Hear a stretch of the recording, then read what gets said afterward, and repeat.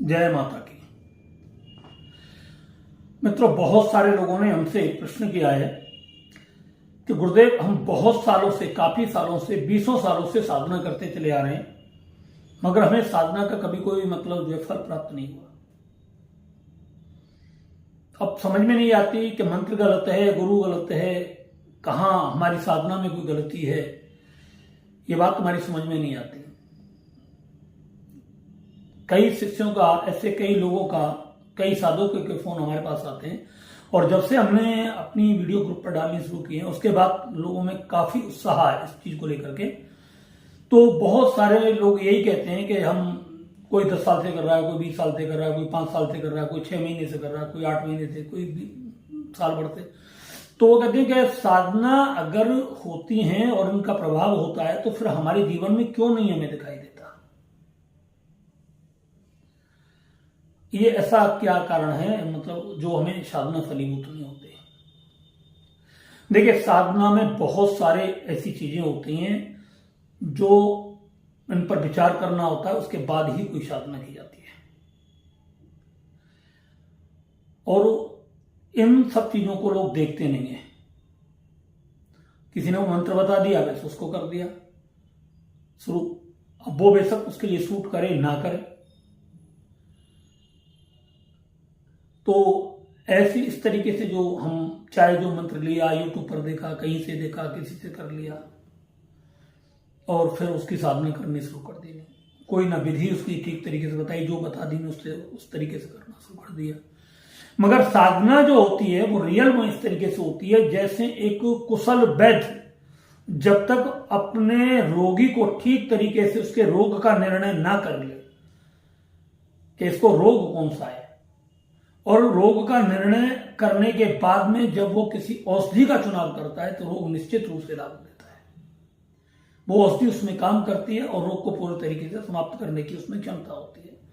तो इसी तरीके से सबसे पहले आप अपनी मर्जी से साधना करना चाहते हो कि मैं तो ये साधना करना चाहता हूं, मगर उस साधना से आपका कोई संबंध दूर दूर तक नहीं है, मगर जो उस साधना से जो लाभ प्राप्त आप करना चाहते हैं उससे कोई दूसरी साधना करके आप उससे भी दोगुना लाभ प्राप्त कर सकते हैं। जैसे कि आपको साधना चाहिए लक्ष्मी साधना, मेरे जीवन में लक्ष्मी है, ठीक है, और आप लक्ष्मी साधना के लिए आतुर हैं, मगर लक्ष्मी साधना आपकी किस्मत में ही नहीं। आप लक्ष्मी साधना करते रहो और आपकी किस्मत में नहीं।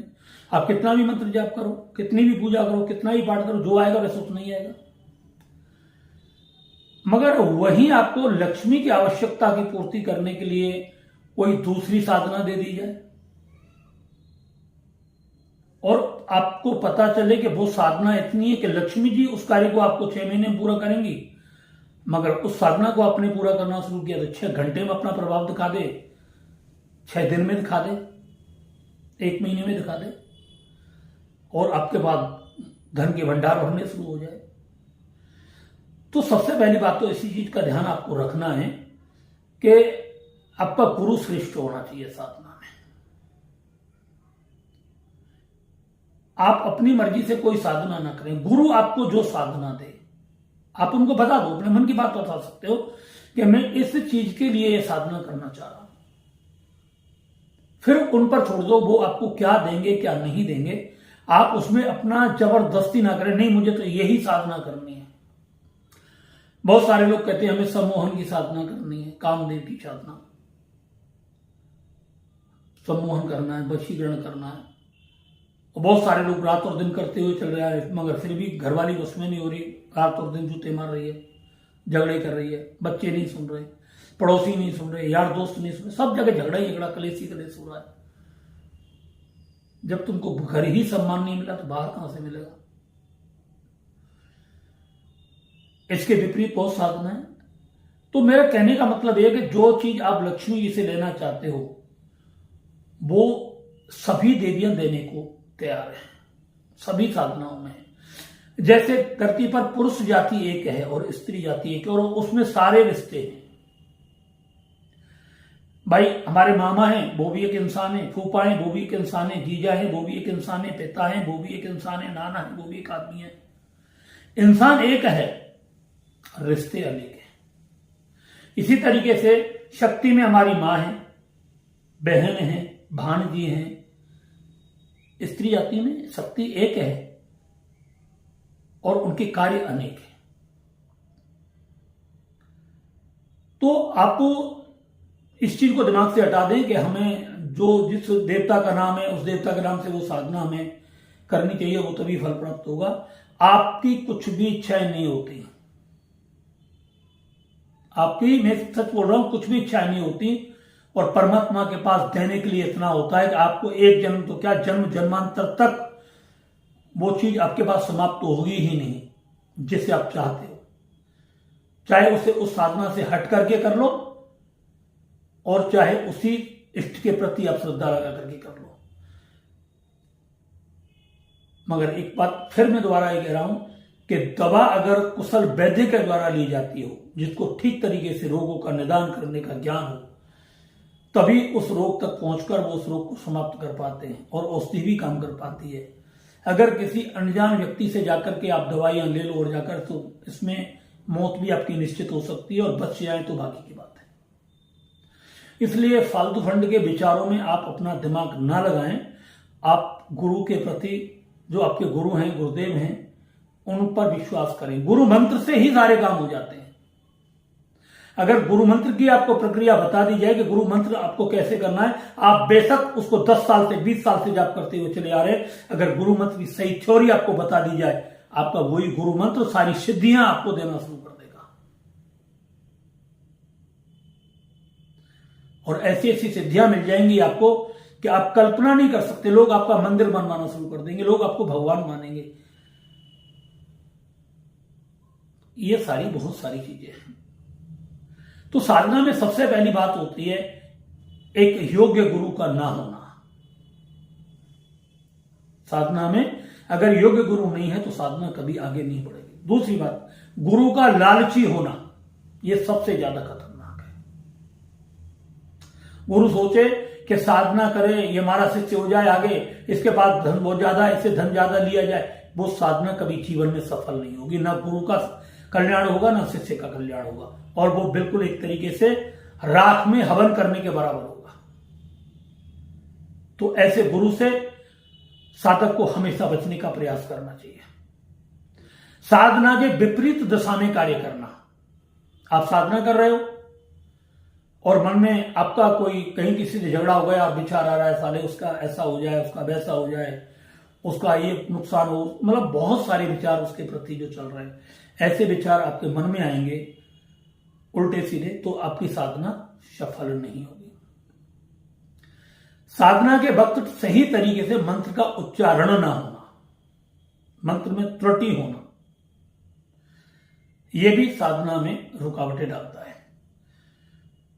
साधना के वक्त मतलब अपने इष्ट के प्रति विश्वास ना होना।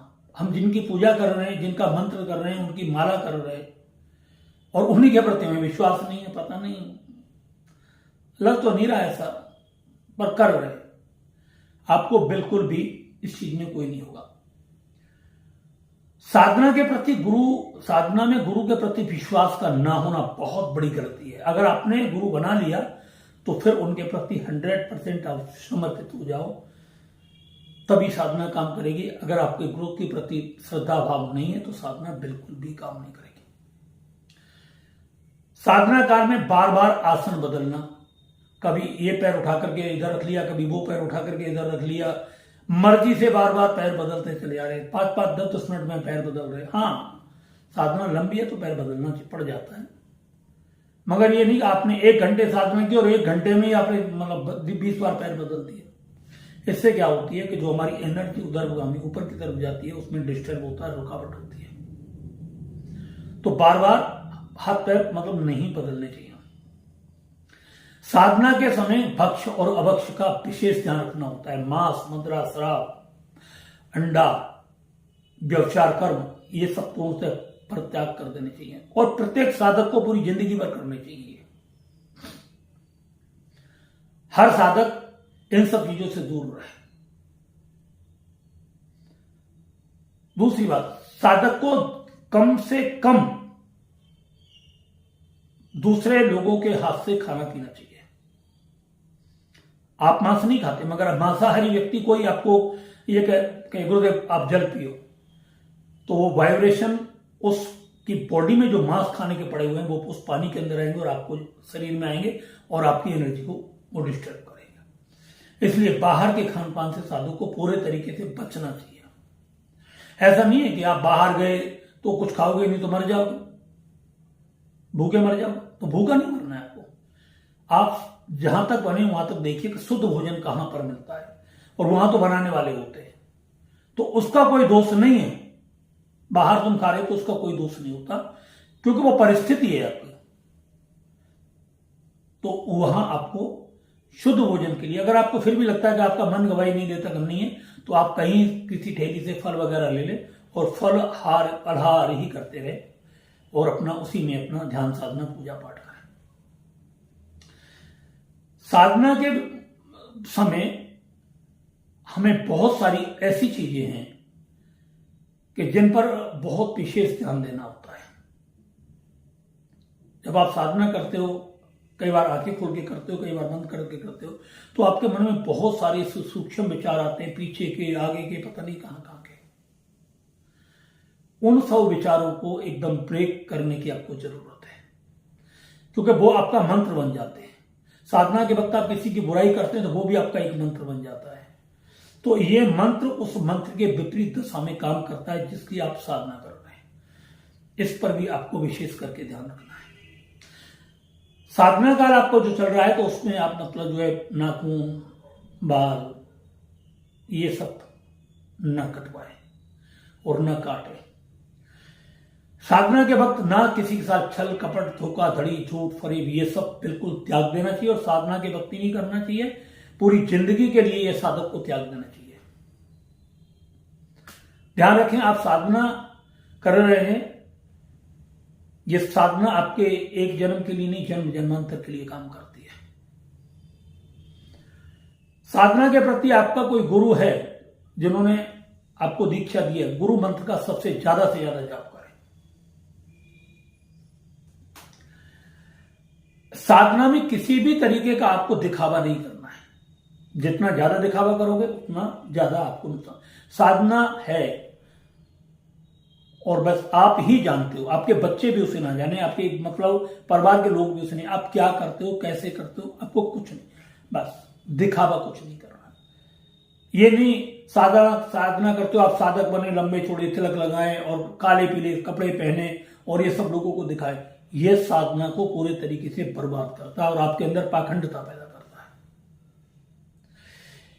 इस चीज को ध्यान रखें।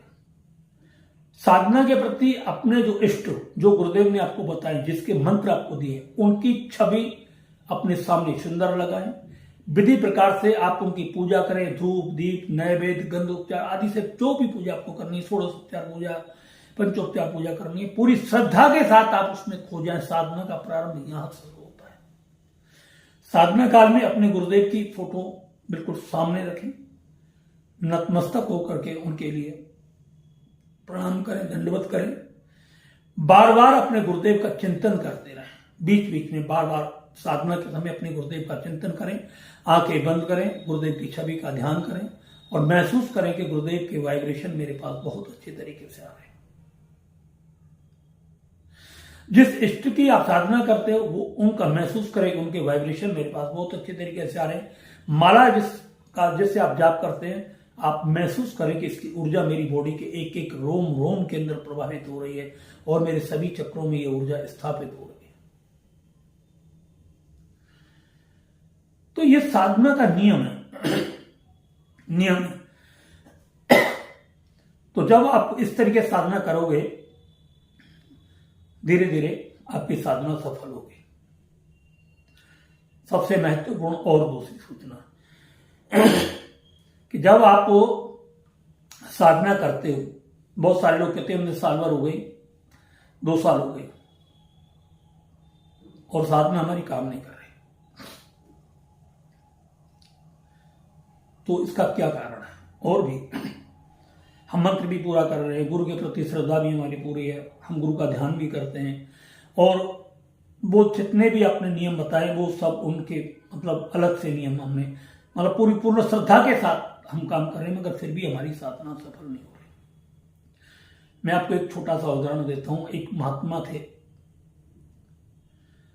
और वो साधना करना चाहते थे, और साधना जब वो कर रहे तो गुरुदेव ने उन्हें गायत्री की साधना दी।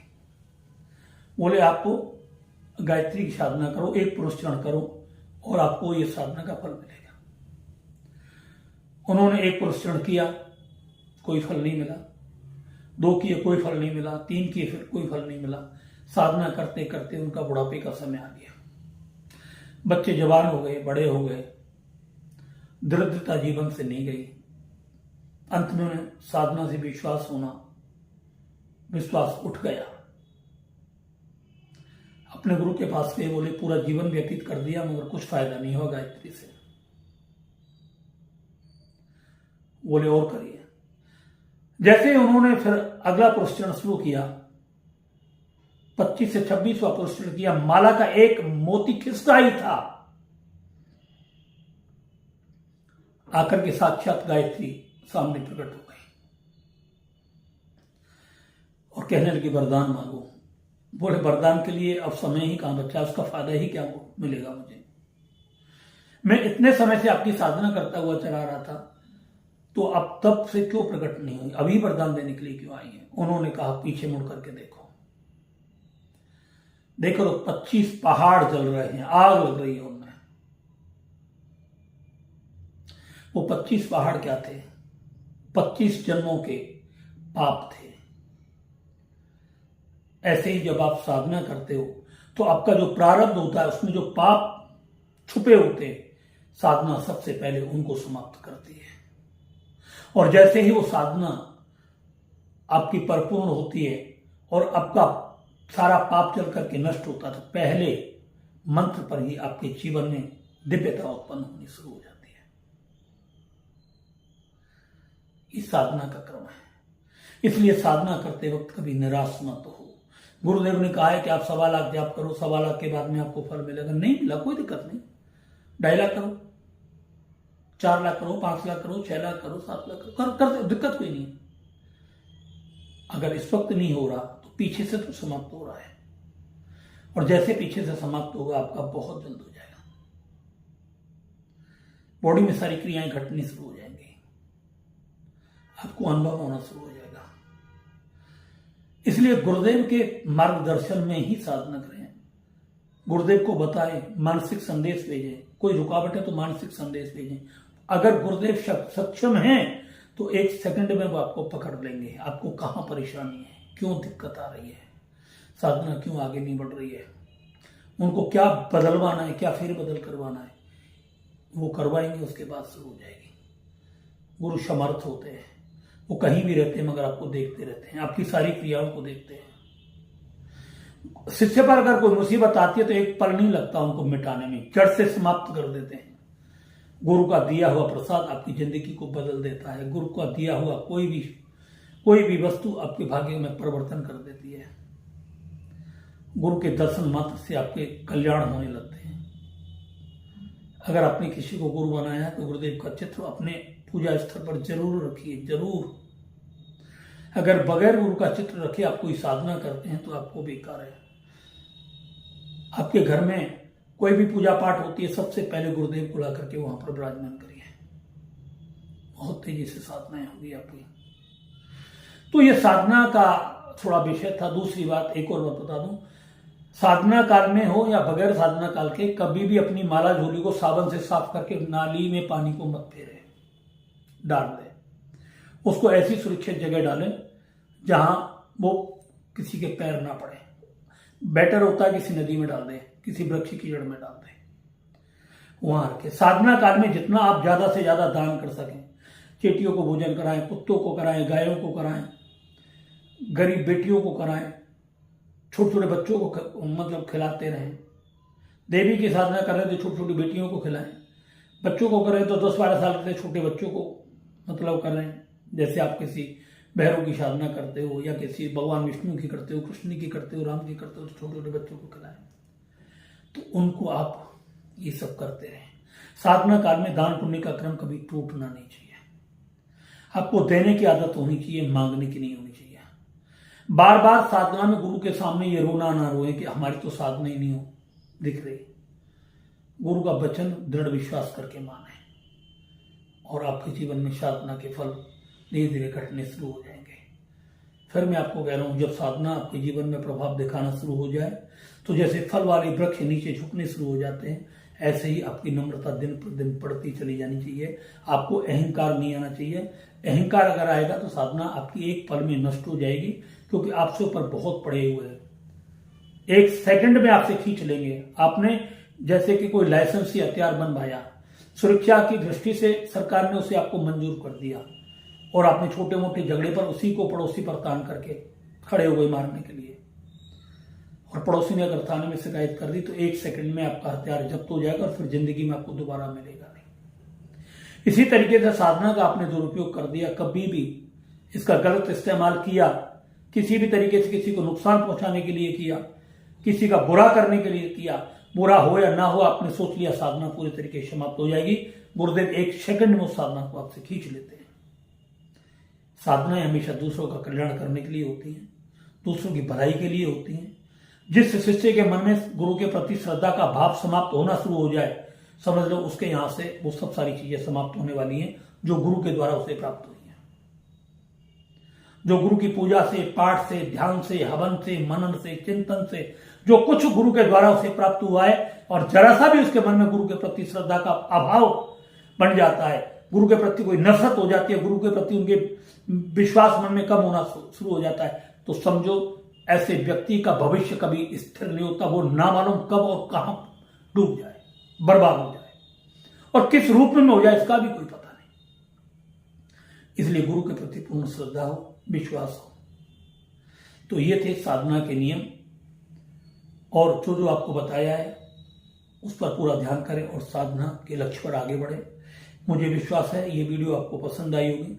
अगर आपको ये वीडियो पसंद आई तो इस वीडियो को आप ज्यादा से ज्यादा लाइक करें, शेयर करें और मेरे चैनल को सब्सक्राइब करें और लोगों तक इस ज्ञान को पहुंचाएं। जो साधक है, हो सकता है वो कहीं कोई गलती कर रहे हो और वो उनकी गलती वहां से सुधार होना शुरू हो जाए और उनके जीवन में साधना का फल प्राप्त हो। जय माता की। ओम नमः शिवाय।